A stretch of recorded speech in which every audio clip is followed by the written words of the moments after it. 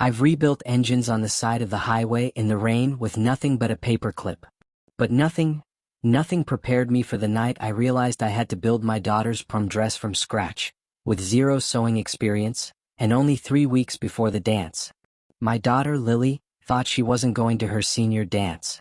She knew the price was impossible, a month's worth of my wages. I couldn't afford to buy it. I was heartbroken that Maria wasn't here, but in the silence of the house, I made a promise to her. Our little girl would go to the ball and she would shine. So I realized I couldn't buy the dress. I had to build it. I traded the wrench for a needle. Under the buzzing glare of the single garage bulb, I looked at my hands. These grease-stained knuckles could wrestle a transmission into submission, but hovering over Maria's delicate sewing machine, they were trembling like a rookie's. I inhaled the lingering scent of motor oil for courage. Engines were metal, bolts, and binary logic. This machine demanded thread, tension, and a kind of magic I wasn't sure I possessed. Her senior prom was only 3 weeks away. The blue silk gown she saw in the shop window was more than I made in a month. But I saw the sadness in her eyes when she said the dance was silly and a waste of money. If I couldn't buy the dress, I would build it. I steeled my nerves and picked up the spool of blue thread. It was the color of the summer sky, bright and hopeful. I tried to guide it through the loop, but the end frayed. My thumbs are used to lug nuts, not silk. It felt impossible. Come on, Maria. Don't laugh. Help me out here. I closed my eyes and tried to remember how she did it. I could see her hands, graceful and sure, guiding the fabric under the needle. The machine would hum a happy tune when she used it. When I used it, it sounded like a tractor stuck in the mud. I opened my eyes and tried again. This time the thread slipped through. I let out a breath I didn't know I was holding. Step 1 complete. Only about 1,000,000 more steps to go. Getting the silk was a secret mission in itself. But looking at this pattern, it wasn't instructions. It was a roadmap to a city I'd never visited. Dotted lines, arrows, cut on the bias. I didn't even know what a bias was. Cut on the bias, it said. I could figure out what a bias was later. For now, I just needed to practice sewing a straight line. I grabbed a scrap of old cotton shirt I used for cleaning oil spills. I slid it under the metal foot of the machine and pressed the pedal with my heavy boot. The machine roared to life, the needle stabbing up and down faster than I expected. The fabric shot forward, crooked and bunched up. I took my foot off the pedal, staring at the mess. Too fast, I whispered. Gentle, Frank. Gentle. I spent the next 2 hours just sewing straight lines on rags. Over and over again. My back ached. My eyes burned from squinting in the dim light. But slowly the lines got straighter. The machine stopped sounding so angry. I started to get a feel for the rhythm of it. It was like tuning an engine. You had to listen to it. You had to feel the vibration. Suddenly the door to the garage creaked. I froze. My heart hammered against my ribs. I grabbed a greasy tarp from the bench and threw it over the sewing machine and the blue silk just as the door opened. Dad. Lily's voice was sleepy. She stood in the doorway, wrapped in her old bathrobe, her hair messy. I turned around, trying to look casual, leaning against the workbench to block her view. Hey kiddo. What are you doing up? It's late. She rubbed her eyes. I heard a noise. Like a buzzing sound. Is everything okay? Just some repair work, kiddo, I lied. The old motor on the workbench was acting up. Go back to bed, Lily. You have school in the morning. She looked at me, then at the tarp. For a second I thought she knew. She was smart, my girl. Sharp as a tack. But she just yawned and nodded. Okay. Don't stay up too late, Dad. You worked too hard. I will be in soon, I promised. When she closed the door, I slumped against the bench, letting out a long sigh. That was too close. I had to be more careful. If she saw the dress before it was done, it would ruin the surprise. And worse, if she saw it while it was still a mess of cut fabric, she might think I couldn't do it. I couldn't bear to see disappointment in her eyes. The next week was a blur of sleepless nights.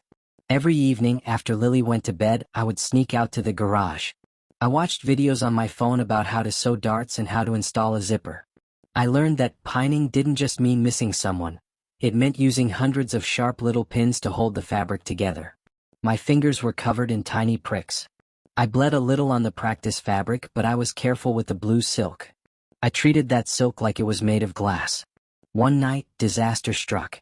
I was cutting the main panel for the skirt. The scissors were heavy in my hand. I was tired. My eyes were blurry. I followed the line, or I thought I did. But when I lifted the fabric, I realized I had cut the wrong side.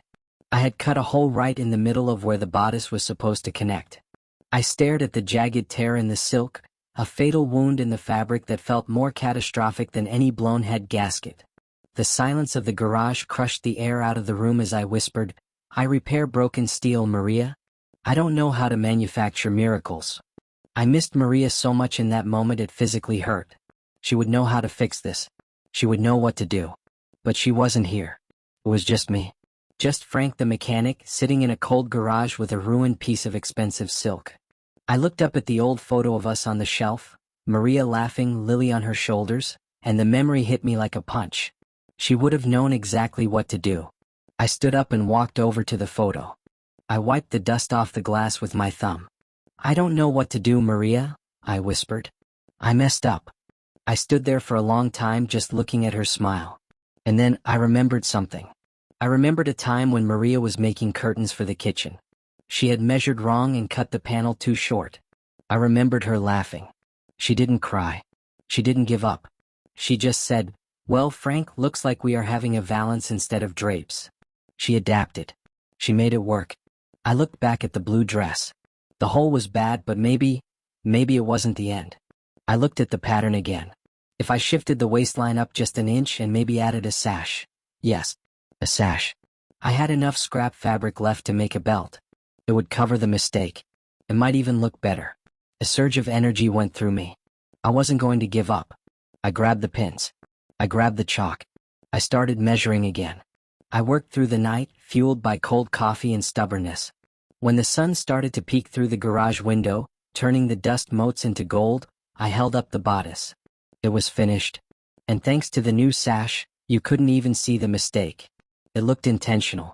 Looked beautiful. 3 days before the dance, the dress was done. It hung on a hanger from the rafters of the garage, swaying gently in the draft. The blue silk caught the light, shimmering like a deep ocean. I had even managed to sew on some tiny beads along the neckline. It had taken me 4 hours and a lot of squinting, but they sparkled like stars. I walked around it, checking every seam. They weren't perfect. A professional seamstress would probably point out a dozen flaws. Some of the stitches were a little crooked. The hem was maybe a tiny bit uneven on the left side. But it held together. It was strong. And it was made with love in every single thread. The night of the dance arrived. Lily was in the living room wearing her bathrobe, sitting on the couch watching TV. She looked sad. She had told her friends she was sick so she wouldn't have to explain why she wasn't going. I walked in holding a large white box. I had asked Mrs. Higgins at the store for a box, and she had given me a nice one with tissue paper. My hands were shaking again just like they had the first night in the garage. "Lily?" I said. She looked up, surprised. "Dad? What's that?" I set the box on the coffee table in front of her. "I know you said you didn't want to go," I started, my voice thick. "I know you think it's silly. But your mom and we always wanted you to have these moments. We wanted you to shine." She looked at the box, then at me. Her eyes started to fill with tears. "Dad, we can't afford a dress. I told you it's okay. Just open it," I said gently. She reached out, her fingers trembling. She lifted the lid. She pulled back the white tissue paper. And then she gasped. It was a sound I will never forget. A sharp intake of breath, followed by silence. She reached in, and the blue silk flowed out of the box like captured water, cascading through her fingers. As she held it up, the tiny beads I'd agonizingly sewn along the neckline caught the lamp light, sparkling like the stars I promised her. "Dad?" she whispered. Where did you get this?" I rubbed the back of my neck, suddenly feeling shy. "Well, I made it. Or I tried to. It's not perfect. The zipper is a little sticky, and the hem might be dash." She cut me off by dropping the dress and throwing her arms around my neck. She hugged me so hard I almost lost my balance. She buried her face in my shoulder and started to cry. "You made this?" she sobbed. "You sewed this?" "Yeah," I said, patting her hair. My own eyes were wet. Me and the old machine in the garage. We had a few arguments, but we worked it out. She pulled back, looking at me. Her eyes were shining. "It's beautiful. It's the most beautiful thing I have ever seen." "Go try it on," I urged her. We don't have much time. The dance starts in an hour. She ran to her room.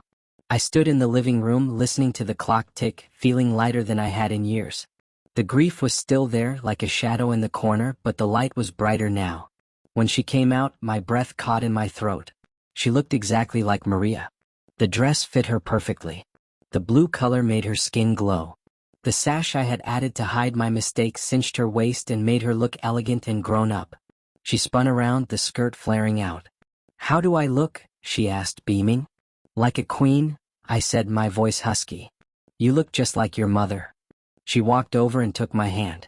Her hand was small in my big rough one. She looked at my fingers, covered in tiny healing pricks and small bandages. She kissed my knuckles right over the scars. "Thank you, Daddy," she said softly. She hadn't called me Daddy since she was 10. I drove her to the school in my old truck. I walked her to the door of the gymnasium. Music was thumping from inside. Kids were laughing. I saw her friends standing near the entrance, chatting before heading inside.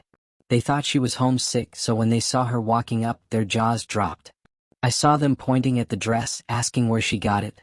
I watched her walk in, her head held high, the blue silk shimmering around her. She turned back one last time and waved.